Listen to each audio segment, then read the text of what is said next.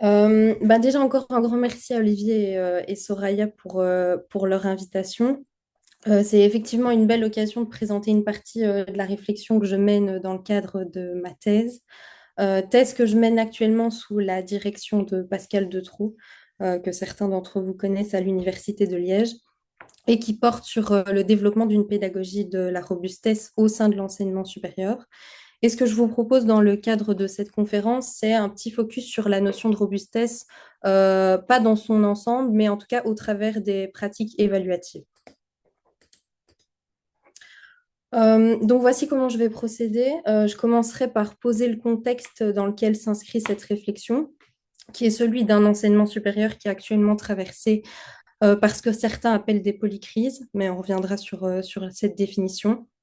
Je m'arrêterai un peu plus spécifiquement sur l'impact que ces crises peuvent avoir sur l'enseignement supérieur et comment elles se manifestent.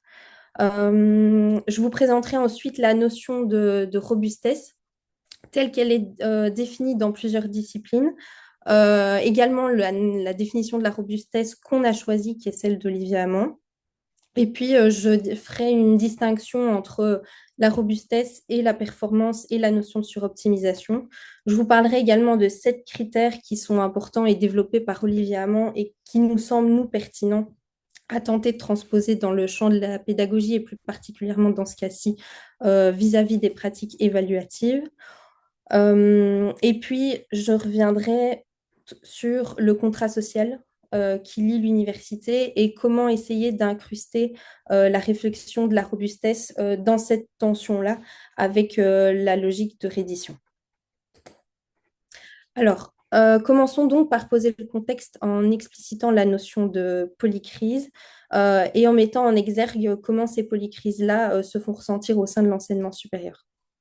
Alors, la notion de polycrise, elle a été proposée donc par Lorenz et ses collègues en 2024 et ils la définissent comme l'entrelacement causal de crises affectant plusieurs systèmes globaux de manière à dégrader significativement les perspectives de l'humanité. Alors, la fin de la définition peut paraître un peu alarmiste, mais ce qui m'intéresse dans cette définition-là, c'est la distinction qu'elle introduit avec la notion de risque systémique. L'IORN en 2025 formule cela assez clairement, puisqu'ils disent que là où le risque systémique désigne la probabilité qu'un système s'effondre, la polycrise, quant à elle, désigne l'instant où cet effondrement se produit simultanément dans plusieurs systèmes interdépendants. Évidemment, quand on parle de système, on peut déjà y voir l'enseignement supérieur et les universités. Ce qui veut dire que nous ne sommes plus dans l'anticipation du risque que ça s'effondre, mais on doit déjà cohabiter avec cet effondrement qui a lieu. Et pour ça, cela demande ce que Edgar Morin définit comme une pensée complexe, et une pensée qui se veut attentive aux interdépendances, aux boucles de rétroaction et à l'incertitude, donc tout ce qui est engendré au final par la notion de polycrise. Alors, cette notion de crise, elle se reflète directement sur l'enseignement supérieur. On voit l'ampleur de ses effets vis-à-vis tout d'abord de la massification. On a de plus en plus d'étudiants inscrits au sein de l'enseignement supérieur et plus spécifiquement pour notre champ à l'université. Des étudiants qui sont de plus en plus hétérogènes, avec des parcours différents, des acquis différents, et donc de facto des inégalités qui se veulent de plus en plus grandes. Tout ceci, évidemment, avec un définancement relatif. Donc, on se retrouve avec de plus en plus d'étudiants qui ont des profils de plus en plus variés et donc des besoins différents, mais avec de moins en moins de moyens. Et pour tenter de pallier déjà à ces 3 changements que l'enseignement supérieur a eu lieu, il y a eu ce qui se voulait à la base des recommandations pour pallier aux difficultés que les enseignants chercheurs pouvaient rencontrer. Donc, on a tenté de faire des recommandations tout d'abord technologiques, en tentant par exemple de diversifier le type d'enseignement avec du contenu mis sur diverses plateformes, des approches qui se veulent davantage ludiques. Et il y a eu également des recommandations pédagogiques pour essayer de tenter justement de diversifier les dispositifs qui sont mis en place, les méthodes d'enseignement, etc. Mais ce qui se voulait au départ être une assez bonne intention, c'est rapidement faire sentir par les enseignants comme des injonctions à absolument diversifier leurs pratiques et à faire toujours plus pour répondre aux attentes et aux problèmes liés au nombre d'étudiants. Alors, face à cette accumulation de pression, l'institution va commencer à osciller. Et pour essayer de ne pas rompre, on va tenter de mettre en place la notion de contrôle, ce qui peut être compréhensible, mais qui est tout de même problématique. Et donc, on se retrouve avec un certain nombre d'éléments qui visent une forme de contrôle. Tout d'abord, l'autonomie productiviste, donc une autonomie qu'on accorde aux enseignants en leur disant qu'ils peuvent au final faire ce qu'ils veulent, mais qui va au final se retrouver conditionné par des objectifs de production, notamment en termes de publication, de financement obtenu, de taux de réussite chez leurs étudiants. Et donc, c'est plus une autonomie de moyens, mais au final, ça se retrouve être une autonomie sous contrainte de résultats. Il va également y avoir un hyper-contrôle direct et indirect des individus qui va se manifester par la multiplication des évaluations, des rapports d'activité, des entretiens de performance et parfois par des dispositifs un peu plus subtils au sein même des équipes. On va également avoir une standardisation des normes avec un souhait d'harmoniser les pratiques, d'avoir les mêmes modèles de syllabie, des référentiels de compétences qui se veulent similaires et des procédures qualité. Alors, chacun de les éléments que je viens à vous citer pourrait isolément être légitime, mais leur empilement fait que ça va transformer le métier. Il y a également la notion de New Public Management qui nous vient du secteur privé et qui va se transférer au secteur public avec des logiques de pilotage par la performance, de mise en concurrence, des contractualisations des missions, avec une dépendance aux indicateurs chiffrés, la qualité d'une université, d'une équipe, d'un chercheur qui se mesure maintenant par des métriques avec des classements internationaux, des facteurs d'impact et toujours un nombre de publications. Et cela va avec une reddition des comptes où à intervalles réguliers, il faut rendre des comptes tant à l'institution qu'à la société. Et donc, cette logique de contrôle, elle peut paraître compréhensible, et elle l'est en soi, puisqu'on voit que l'institution peine à rester stable, et puis elle répond aussi à une forme d'exigence de transparence, sauf qu'elle va aussi engendrer des effets relativement problématiques. Pourquoi problématique? Parce que cette logique de contrôle par les chiffres, elle va buter sur deux phénomènes. Le premier, qui est la performativité, parce que quand les indicateurs ne se contentent plus, enfin ne vont plus se contenter, pardon, de décrire la réalité, mais ils vont la prédire. Ce qui veut dire que quand on va évaluer une université sur le nombre de publications, on n'en regarde pas nécessairement la qualité. Donc on va se retrouver avec des enseignants-chercheurs ou des chercheurs qui publient énormément d'articles. Et c'est ça qu'on va regarder plutôt que la qualité derrière ces publications. Et le deuxième phénomène que vous connaissez sûrement, donc c'est la loi de Goodhart, qui explique que quand une mesure devient un objectif, elle cesse d'être une bonne mesure, ce qui veut dire que lorsqu'on va utiliser, par exemple, le nombre de publications qu'on doit atteindre comme objectif, la personne qui vise cet objectif va tenter d'y répondre, même si la qualité n'est pas derrière. Et donc, à tout cela vont s'ajouter en plus certains types d'incertitudes. Alors, d'abord des incertitudes politiques et décrétales. On le voit d'ailleurs actuellement en Belgique avec la grève qui est poursuivie par les enseignants contre les décisions du gouvernement et les effets que ça engendre sur la formation des étudiants. Il va également avoir des incertitudes écologiques et sanitaires. Sanitaire, on a eu un bel exemple avec le Covid qui a provoqué beaucoup de chamboulements et ce à tous les niveaux d'enseignement, avec des nouvelles pratiques qui ont dû être extrêmement vite mises en place, et écologique avec par exemple une montée de l'éco-anxiété chez les étudiants et qui provoque parfois des questionnements quant à leur avenir. Questionnement qui peut également avoir un incident sur leur manière d'envisager leur formation. Des incertitudes sociétales, et là aussi, les étudiants sont parfois amenés à remettre leur parcours en doute. Avant, le diplôme universitaire ou supérieur permettait certaines certitudes, notamment en ce qui concerne la stabilité professionnelle. Aujourd'hui, c'est plus réellement le cas. On a également des incertitudes géopolitiques qui peuvent parfois freiner les mobilités et les expériences professionnelles tant des étudiants que des chercheurs et des enseignants. Et pour finir, on finit avec les incertitudes numériques, avec notamment l'avènement de l'intelligence artificielle. Et donc, on se retrouve avec tout un tas d'incertitudes, de logiques de contrôle, etc., qui compressent un peu les membres de l'enseignement supérieur. Ce qui fait qu'on va avoir, donc, on l'a appelé Trumpisation avec Pascal, mais c'est une logique de pouvoir parfois brutale, où on va vouloir avoir du contrôle et reprendre, entre guillemets, le pouvoir sur ce qui se passe. Et c'est vrai que parmi toutes les incertitudes dont je viens de vous parler et que je viens d'énoncer, j'aimerais revenir particulièrement sur celle liée à l'avènement de l'intelligence artificielle, puisque c'est probablement, alors ce n'est pas nécessairement la plus chamboulante, mais en tout cas, c'est celle qui peut amener à questionner davantage nos pratiques évaluatives. Pour ça, j'aimerais vous illustrer avec une citation que j'avais tirée de Graveleux, qui était donc les paroles d'une étudiante qui expliquait que elle avait parfois l'impression de ne plus savoir apprendre, de ne plus savoir travailler ou lire un texte seul. Et derrière cette parole-là, il y a quand même des chiffres, Paclin et ses collaborateurs disent qu'entre 53 et 73% des étudiants utilisent l'intelligence artificielle, ce qui fait que l'IA n'est plus un outil annexe qu'on utilise pour lui déléguer, par exemple, des tâches de procédures relativement simples, mais elle reconfigure le rapport au savoir.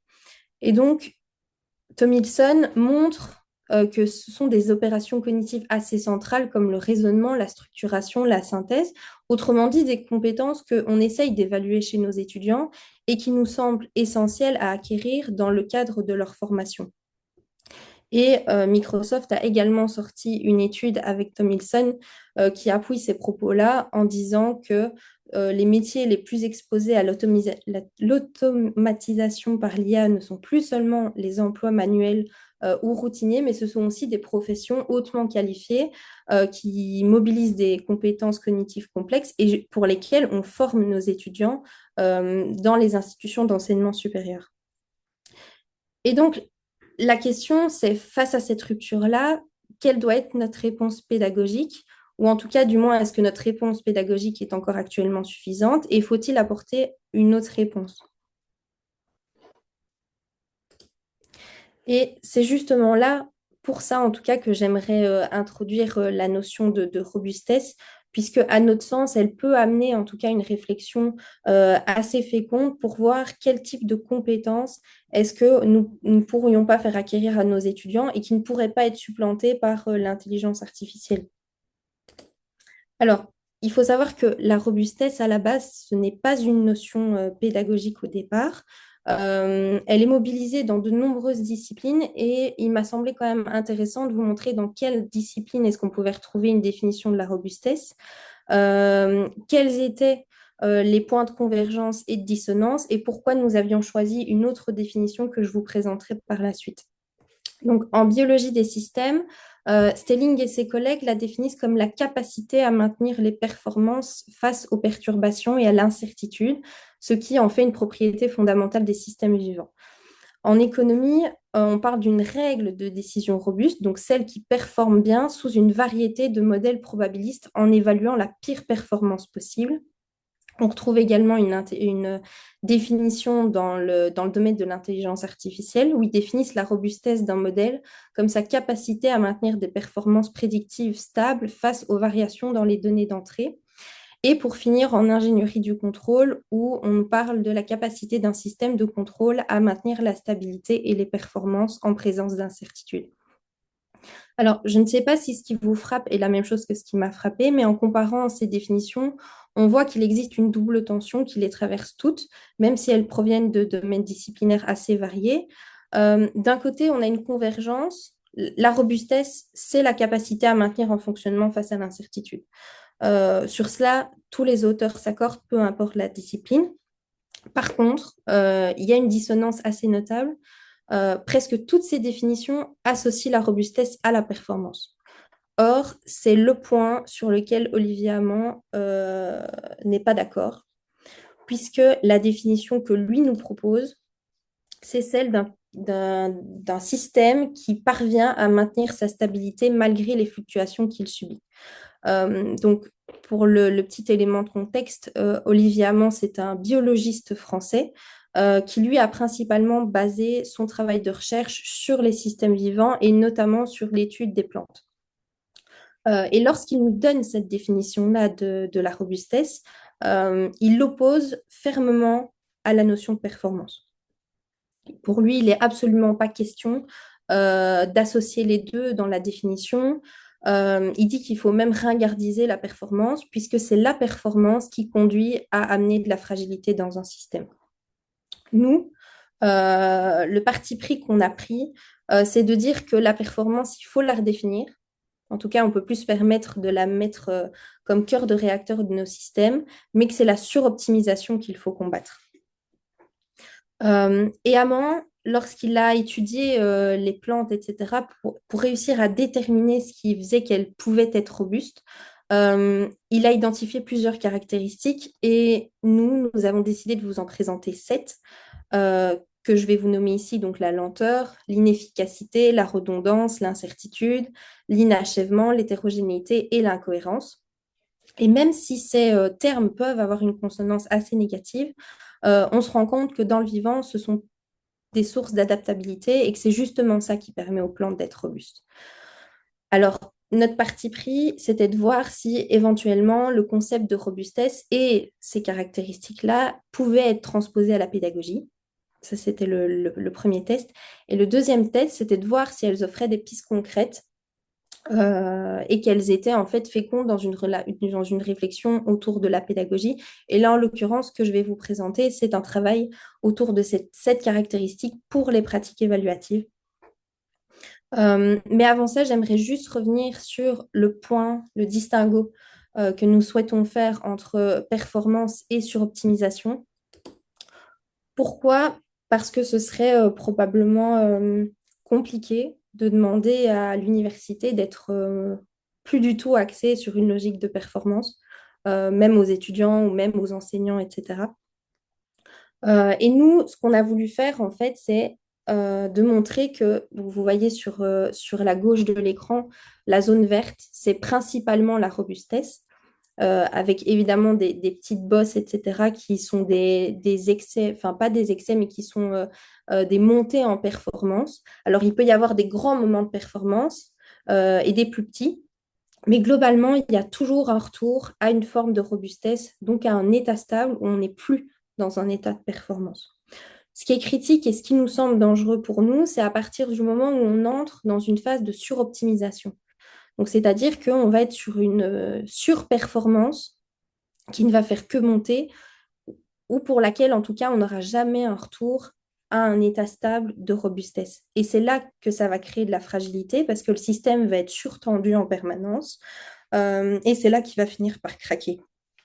Il faut savoir que Olivier Amand, dans ses conférences, a souvent tendance à prendre un exemple avec la température du corps humain en expliquant que nous avons notre température de base à 35,5 à peu près, et que lorsque notre corps ou notre organisme se fait attaquer, notre corps va monter en température, donc il va être en performance, et donc il va atteindre à peu près 37,5, et que si notre corps était tout le temps à 37,5, ça ne pourrait pas fonctionner parce qu'on serait dans un état de fatigue, etc., et notre corps finirait par lâcher. Euh, alors, je suis d'accord avec son exemple qui illustre bien la robustesse et la performance, sauf qu'en fait, ces moments de performance où notre corps est à 37,5, ça permet justement à notre corps de lutter contre l'attaque. Et si on n'avait pas ces moments de performance-là, on ne serait pas bien. Par contre, effectivement, si on était dans une logique de suroptimisation et que notre corps était en permanence à 37,5, on finirait par craquer.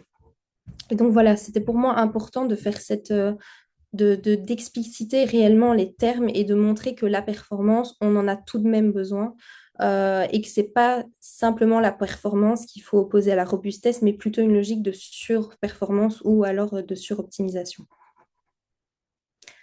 Alors, je vous ai cité assez rapidement les 7 caractéristiques d'Amand. Alors, il faut savoir qu'en réalité, Amand identifie davantage de caractéristiques pour les systèmes vivants dits robustes.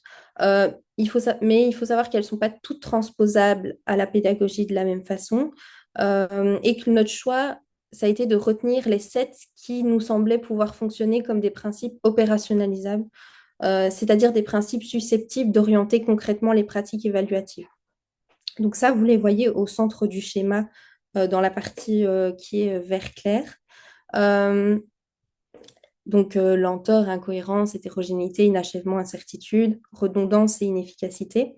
Si on les avait isolés sans les inscrire dans un cadre plus large, euh, ils risquaient de devenir une nouvelle checklist avec des indicateurs en se disant il faut que je sois lent, etc. Alors évidemment, je vais donner des définitions, c'est pas la lenteur comme elle est entendue globalement.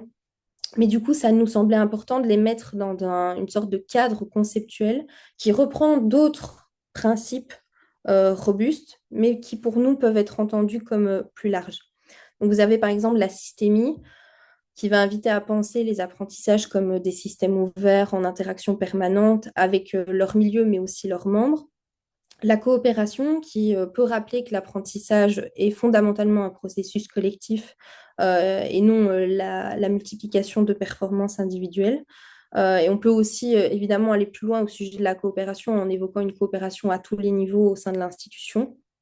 Il y a également la notion de commun qui pose la question de ce que nous partageons dans le savoir et dans les pratiques, mais aussi dans la manière dont nous le partageons, et le concept de vitalité qui va réintroduire du coup dans notre pratique une dimension qui est trop souvent évacuée, donc celle du vivant, de l'action du sujet et de l'élan ou de l'envie d'apprendre.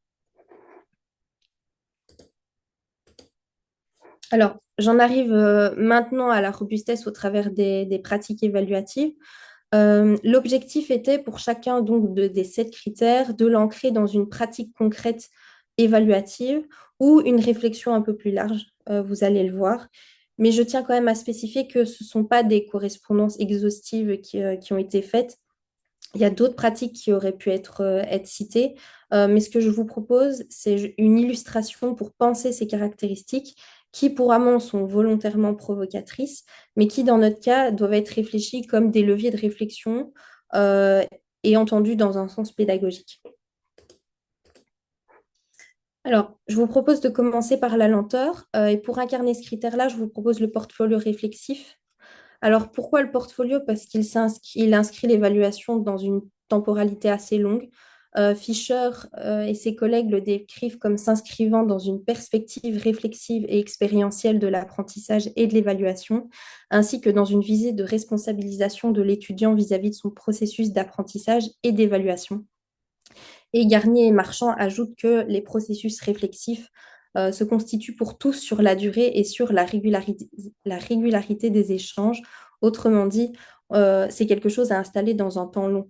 On ne peut pas effectivement faire un portfolio réflexif à un moment ponctuel et faire une évaluation dessus, puisqu'en plus, empiriquement, ça se traduit par des effets assez observables et pour des dimensions qui sont plus marquées, comme la conscience de soi, la régulation de l'apprentissage et la construction d'une identité professionnelle.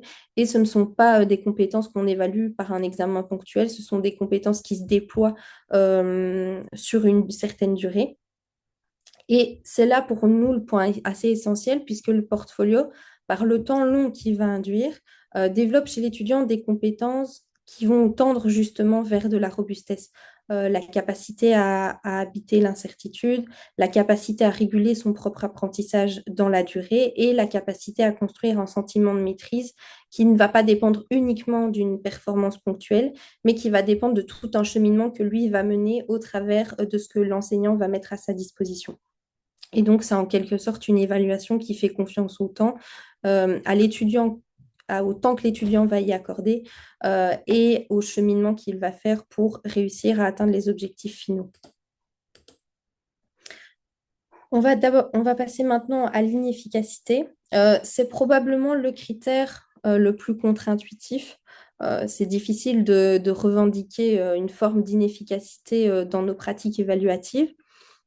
Il faut savoir que Amand définit le principe de l'inefficacité au travers de la robustesse comme le résultat de procédés intrinsèquement et localement inefficaces et inefficients, c'est-à-dire opérant contre la performance. Autrement dit, pour qu'un système soit robuste, il doit accepter de ne pas être optimal à chaque instant et il doit donc accepter à l'échelle locale ce qui peut ressembler à du gaspillage, de la lenteur, des détours et une forme d'erreur. En évaluation, cela peut renvoyer à quoi le statut de l'erreur? C'est à la notion de Bognol et Vial. Ils expliquent deux paradigmes qui se différencient par rapport au statut de l'erreur. D'un côté, on a la régulation cybernétique, donc un système fermé qui est orienté vers la performance, où l'erreur est une divergence à éliminer. Et de l'autre côté, on a une régulation systémique, où là, on a un système ouvert et où l'erreur va devenir un surplus de signification sur la manière dont fonctionne l'ensemble du système, et donc ça va se transformer en plus-value et en une ressource à exploiter. Et dans ce second paradigme-là, de manière très opérationnelle, on a décidé de revenir sur l'évaluation formative. Pernoud disait que l'évaluation formative intègre l'erreur et l'approximation comme règle afin de pouvoir rectifier n'importe quand dans le processus. Et là où un modèle qui va être performant va justement chercher à éliminer l'erreur qui est commise, l'évaluation formative, elle va l'intégrer comme un matériau de l'apprentissage. Et donc, si on accueille l'erreur comme une ressource plutôt que comme une faute, ces pratiques-là vont réussir à faire développer aux étudiants une tolérance à l'imperfection, une capacité de régulation par rapport à leur propre apprentissage et une relation qui va être non anxiogène face à une forme d'inefficacité de leur part qui peut justement amener quelque chose de positif in fine. Pour la redondance, j'aimerais juste clarifier quelque chose d'emblée, c'est que ici la redondance, elle n'est pas entendue comme la répétition pour la répétition. C'est pas multiplier les notes pour les accumuler. La redondance dans une logique de robustesse pédagogique, ça serait pour nous la stabilité d'un cadre qui va permettre de se situer dans le temps. Alors, effectivement, le fait de répéter une évaluation, elle accroît la fidélité du jugement. Ça, Leclerc nous le rappelait. Mais ce qui nous intéresse, c'est une autre échelle de redondance. Et je vous propose de prendre deux exemples pour illustrer ce que je souhaite dire, notamment au travers des grilles d'évaluation descriptive générale. Elles évaluent des dimensions transversales et non des tâches spécifiques. Et cela change beaucoup de choses puisque l'étudiant n'est plus évalué sur un objet qui change à chaque cours, il est évalué sur un référentiel qui ne bouge pas. Et ce référentiel-là, il va devenir du coup un support de dialogue avec l'enseignant et aussi un support de progression. On a aussi un autre exemple avec le Progress Test à Maastricht, où là, tous les étudiants du bachelier au master passent à intervalles réguliers des tests équivalents, qui sont évidemment calibrés en fonction de leurs années et de leur niveau. Donc, on ne va pas attendre la même chose, mais par contre, lui, l'instrument va rester stable. Et cette stabilité-là, elle va rendre la progression visible à l'étudiant. Et donc, la redondance, finalement, elle ne sert plus à accumuler des notes, mais elle va fixer un cadre évaluatif qui va devenir un repère stable pour l'étudiant afin d'évaluer sa progression. Alors, pour ce qui est de l'incertitude, ici, j'aimerais quand même appuyer sur les travaux de Nathalie Younes qu'elle a développé autour de l'évaluation écologique pour ancrer le type de raisonnement que j'aimerais vous montrer. L'évaluation écologique, elle engage une approche holistique. Elle ne va pas chercher à standardiser les situations d'évaluation, mais elle va chercher à prendre en compte le contexte situé avec ses caractéristiques et dynamiques propres, donc les dimensions disciplinaires, sociales et technologiques. Et l'évaluation écologique, elle met en avant le contexte. Et c'est précisément cette capacité à agir dans un contexte qui peut être changeant, qui peut être variable, qui peut être fluctuant, qui doit être évalué. Et donc, si on renonce à standardiser, mais qu'on cherche à justement avoir une approche différente en fonction du contexte, ça va permettre aux étudiants de gérer une forme d'incertitude. Je vous prends ici un exemple de dispositif qui est le test de concordance de script. qui a été conçu pour évaluer le raisonnement face à des problèmes mal définis. Donc, typiquement, en médecine, les médecins expérimentés qui vont diverger considérablement autour d'un cas dans leur cheminement, ce problème va être placé à l'étudiant et l'étudiant va avoir un nombre de points en fonction du nombre de convergences qu'il a avec les différents raisonnements que les médecins ont posés. Ce qui fait qu'une réponse seule n'est pas attendue et l'évaluateur va voir que plusieurs bonnes réponses peuvent exister, mais que c'est le cheminement et la capacité de l'étudiant à faire face à des situations qu'il ne connaît pas, incertaines, et pour lesquelles il peut y avoir plusieurs bonnes réponses qui vont être évaluées. Et donc, si on confronte ces étudiants à des contextes complexes qui sont situés et qui ne sont pas standardisés, ça va leur permettre de mobiliser certaines de leurs ressources face à ce qu'ils ne connaissent pas.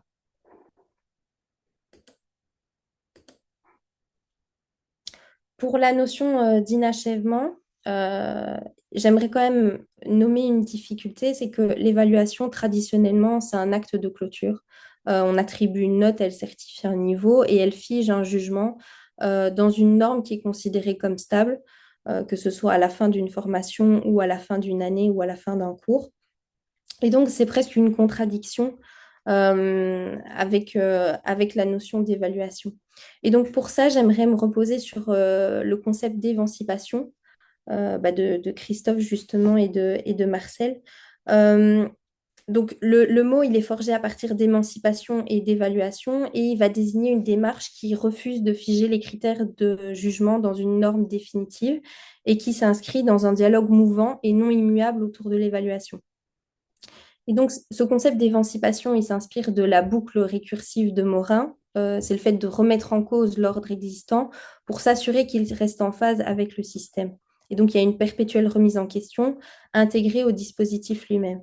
Et donc, cette posture, elle va impliquer une tension puisqu'il va falloir que l'étudiant développe une capacité d'empowerment, donc qu'il apprenne à se conformer tout en restant critique, à désobéir en gardant la posture qui se veut la plus éthique possible et à développer par la suite un ethos professionnel.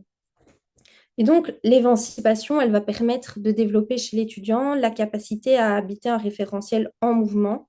Ça, on le voit notamment au travers de l'intelligence artificielle. Les formations, du moins à l'université, sont relativement longues. On n'est pas certain que les étudiants pour lesquels on forme à une profession avec un référentiel qui reste stable seront opérationnels à la fin de leur formation et que ce qu'ils auront acquis comme compétences servira encore à quelque chose lorsqu'ils arriveront dans le monde du travail.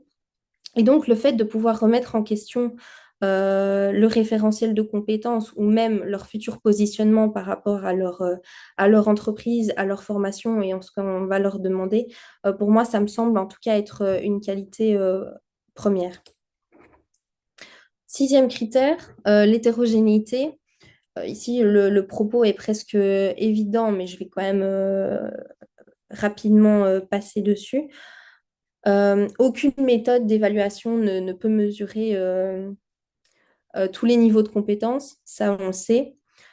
Chaque méthode possède ses forces et ses faiblesses. Avec un QCM, on peut évaluer la maîtrise de connaissances déclaratives, mais ce sera compliqué pour évaluer par exemple le raisonnement clinique. L'examen oral, il permet d'explorer la profondeur d'une réflexion, mais il pose des problèmes de standardisation.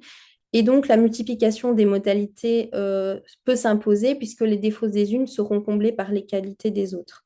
Et donc, ça permet de couvrir l'ensemble des niveaux taxonomiques, des savoirs déclaratifs qui sont essentiels. Même si on cherche à tendre à développer d'autres compétences, il y a quand même des connaissances disciplinaires fondamentales à maîtriser et ça, on ne peut pas faire l'impasse dessus. Mais ça permet également d'aller viser des compétences qui sont relativement plus complexes. En plus, tous les étudiants ne relèvent pas nécessairement la maîtrise de leurs compétences de la même façon. Certains vont briller à l'écrit, d'autres à l'oral. Et donc, cette multiplicité des méthodes d'évaluation va permettre de rendre compte davantage de la diversité des profils et donc de la maîtrise des compétences. Donc, j'arrive au septième et dernier critère, l'incohérence. Donc, ici, l'incohérence n'est pas entendue comme la confusion, mais elle va plutôt être entendue comme la coexistence de regards multiples, qui peuvent parfois être divergents, sur un même objet. Et donc, pour illustrer cela, on a décidé de parler de l'évaluation par les pairs et de l'auto-évaluation. L'auto-évaluation, Legendre l'a définit comme un processus par lequel un sujet est amené à porter un jugement sur la qualité de son cheminement, de son travail ou de ses acquis en regard d'objectifs prédéfinis. Et l'évaluation par les pairs, quant à elle, c'est une interaction entre des individus appelés à évaluer la quantité, la valeur, la qualité et le succès des productions ou de l'apprentissage de leurs pairs. Et donc, ce qui est intéressant dans la jonction des deux, c'est qu'elles introduisent délibérément du désaccord dans l'évaluation. L'auto-évaluation de l'étudiant ne coïncide pas toujours, pour ne pas dire rarement, avec l'évaluation de l'enseignant. L'évaluation des pairs entre eux non plus. Et c'est cette multiplicité de jugements qui peuvent être potentiellement contradictoires qui génère la régulation la plus riche. Puisque plutôt que de chercher à éliminer ce désaccord, ces dispositifs vont en faire le moteur de l'apprentissage, ce qui va faire que l'étudiant va apprendre à argumenter son jugement, à le confronter à d'autres, à le réviser si c'est réellement nécessaire. Et donc, ça va développer chez lui une capacité à naviguer dans une forme d'ambiguïté liée à son apprentissage, à construire son propre jugement dans un monde où il n'y aura pas nécessairement un arbitre extérieur pour trancher. Voilà donc les 7 critères et les 7 pratiques qui les incarnent. Maintenant, j'aimerais revenir sur une tension qui peut subvenir entre les attentes vis-à-vis de l'université et les pratiques évaluatives dont nous venons de parler. Cette tension, c'est que l'université est tenue par un contrat social qui lui impose d'attester du niveau de maîtrise atteint par ses diplômés. Et on ne peut pas se soustraire à cette exigence certificative. Or, et c'est là que la tension émerge, cette exigence, elle repose sur la fiabilité et la validité des dispositifs d'évaluation. Deux qualités que les outils standardisés garantissent plus aisément que des pratiques évaluatives, notamment celles dont je viens de vous parler. Sauf que les objectifs de la formation universitaire, ils vont bien au-delà de ce que ces dispositifs standardisés peuvent attester. On ne va pas s'arrêter uniquement aux connaissances déclaratives. Il faut également des tâches ouvertes, des tâches complexes, celles qui vont développer précisément les compétences les plus essentielles pour un futur professionnel. Et c'est également celles qui résisteront le plus à l'automatisation que l'intelligence artificielle pourrait engendrer. Donc d'un côté, on a le besoin de garantir la note et de l'autre, on a l'ambition de développer des compétences qui débordent un peu de ce qu'une note peut saisir. Et donc, j'aimerais maintenant vous présenter un peu une réflexion que Pascal Detros avait présentée en tout cas assez récemment sur le sujet et qui ne tend pas en tout cas à éradiquer complètement cette tension, mais qui peut permettre en tout cas d'instaurer euh, une sorte de battement pour y inclure certaines choses. Alors, il présente d'abord 3 pôles et 7 continuums intégrés à ces 3 pôles qui permettent un peu d'articuler la réflexion qu'on pourrait avoir pour gérer cette tension. Le premier pôle, ça va être ce qu'il appelle l'intégrité, donc le fait de garantir la note, et ça va recouvrir 2 dimensions. D'abord, la qualité de la mesure en elle-même, donc validité, fidélité, comparabilité. Et ensuite, et c'est d'ailleurs devenu assez central avec l'IA, ça va être la résilience IA, donc ce qu'il appelle la capacité du dispositif à attribuer formellement la compétence à l'étudiant, y compris dans un contexte où les tâches peuvent être automatisées. Le deuxième pôle, ça va être le sens pédagogique. Ça aussi, ça se décline en 2 dimensions. La première, c'est la complexité des acquis, donc l'étendue de ce que l'étudiant sait faire et la profondeur, et la valeur d'apprentissage. Donc la capacité du dispositif à agir sur l'apprentissage lui-même et pas seulement à en attester le résultat final. Et le troisième pôle, ça va être sa soutenabilité, autant pour l'enseignant que pour l'étudiant, que en termes de logistique. Donc, pour l'enseignant, combien de temps va prendre la conception de ce dispositif, les corrections, la charge cognitive que ça va demander. Pour l'étudiant, quelle charge de travail est-ce que ça va exiger, et avec évidemment des effets cumulatifs par rapport à ces autres unités d'enseignement. Et est-ce que ça demande des dispositifs particuliers, des locaux particuliers? Est-ce que ça peut se mettre en place au sein de l'infrastructure? Et donc, à partir de cette grille, Pascal propose 4 principes pour réduire, ou en tout cas pour travailler la tension entre certification et complexité des pratiques. Le premier principe, ça va être un double mouvement entre validité et complexité. Donc, assurer la rigueur de la mesure tout en garantissant une complexité suffisante des tâches. Ce n'est pas un compromis mou entre les deux, c'est un effort conjoint pour les tenir ensemble. Le deuxième principe, ça va être de faire en fonction des enjeux. Est-ce que le cours que je suis en train d'évaluer nécessite un dispositif assez lourd avec énormément de mise en place ou alors est-ce que je peux défrayer ça à un autre cours qui pèse plus lourd, en tout cas dans la formation de l'étudiant. Pour le troisième, on en revient à la question de l'hétérogénéité des pratiques, puisque l'intérêt, c'est de ne pas laisser reposer la responsabilité sur un individu, euh, mais de défrayer ça sur plusieurs autres individus de l'unité d'enseignement, donc de s'inscrire davantage dans une forme d'approche programme, tout en essayant de faire varier les dispositifs pour travailler sur différents niveaux de compétences et donc sur différents niveaux taxonomiques. Donc, voilà le propos que je voulais partager avec vous aujourd'hui. Je l'ai construit globalement comme une exploration. Ce que je vous partage, c'est absolument pas figé, c'est simplement un cadre de réflexion à travers lequel j'ai voulu vous partager des pistes qui me semblent être pertinentes, mais qui peuvent être évidemment discutées, contestées ou prolongées. Et donc, pour démarrer un peu la discussion, je me suis permise de mettre trois questions de fond. Évidemment, si vous en avez d'autres, n'hésitez pas. Mais voilà.